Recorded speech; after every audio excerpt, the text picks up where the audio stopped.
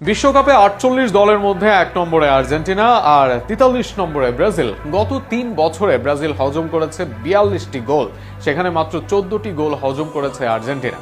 তাছাড়া ৩৯ ম্যাচের মধ্যে ২৮ ম্যাচে তো কোনো গোলই কনসিড করেনি স্ক্যালোনির দল। চমকপ্রদ এই তথ্য নিয়ে আরও থাকছে প্রতিবেদনে। ২০২৬ ফুটবল বিশ্বকাপের আগে অংশগ্রহণকারী ৪৮ দলের পারফরমেন্স বিশ্লেষণ করে চমকপ্রদ এক পরিসংখ্যান প্রকাশ করেছে ব্রাজিলের শীর্ষ ক্রীড়া সংবাদ মাধ্যম গ্লোবো স্পোর্ট। রক্ষণভাগের দৃঢ়তায় বর্তমানে বিশ্বকাপগামী দলগুলোর মধ্যে সবার উপরে রয়েছে বর্তমান বিশ্ব চ্যাম্পিয়ন আর্জেন্টিনা। বিপরীতে ৫ বারের বিশ্ব চ্যাম্পিয়ন ব্রাজিল অবস্থান করছে হতাশাজনক ৪৩তম স্থানে। ২০২৩ সাল থেকে শুরু হওয়া হিসাব অনুযায়ী এই সময়ে আর্জেন্টিনা মোট ৩৯টি ম্যাচ খেলছে। এর মধ্যে ২৮ ম্যাচেই কোনো গোল হজম করেনি লিওনেল স্ক্যালোনির দল, অর্থাৎ ৭১.৮% ম্যাচে ক্লিন শিট ধরে রাখতে সক্ষম হয়েছে তারা।